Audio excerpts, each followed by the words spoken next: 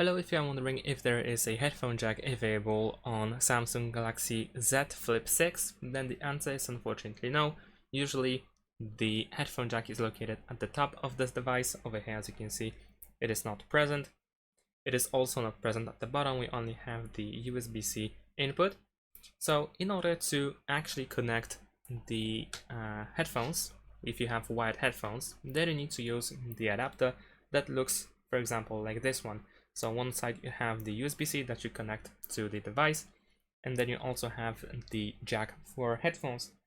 So over here I have some example headphones, and all I need to do is simply plug on one side, connect the headphones to the adapter, and then connect the adapter to the device. Let me actually help myself over here. There we go. And that's pretty much it. This is how we can use wired headphones. Thanks for watching. Leave a like and subscribe to my channel, and see you in my next videos. Bye.